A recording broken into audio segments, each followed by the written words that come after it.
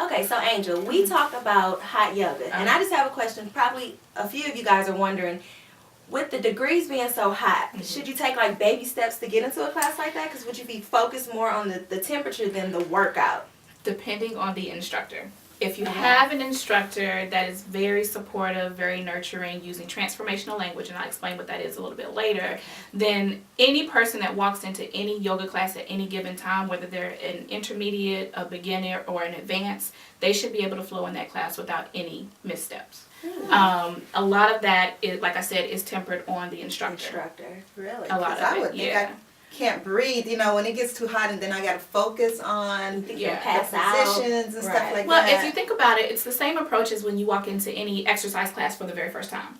You're probably checking the room out, checking out what the other people are looking like, and if anybody is as big or as small as you. Yeah. But if you go back to the basic principles of yoga, when you're letting go of the judgment, letting go of the competition, and letting all of that stuff go and being in the present moment, then yes, the temperature is there, but it becomes a part of the practice. So it's more so about embracing it as opposed to letting it become a distraction. Got it. So if you're looking for a class to burn calories, burn fat, Hot yoga will definitely burn calories faster.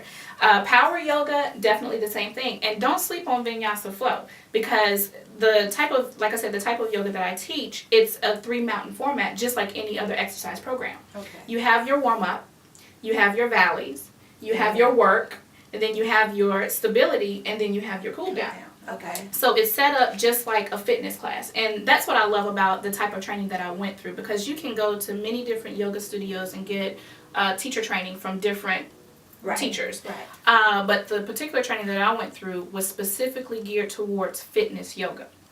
Because that's what I was into.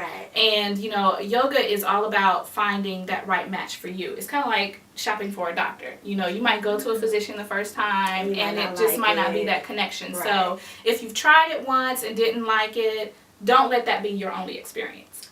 Well, I have to try it again. What about, so what about like, I think I would get bored, honestly. Like, I work at a Pilates and like a physical therapy studio, and those instructors, I feel like I would be bored. So for the people out there that think that yoga is just boring, you can't dance to it, you can't move to it, is there something that you, is there a way to amp up yoga? Yes, definitely. For some of the classes that I teach, I end up doing yoga to hip hop. Like, just depending on my mood, or depending on what the student prefers. Because since I'm a mobile yoga instructor, pretty much you dictate the environment. Okay. And with that thought, we'll be right back.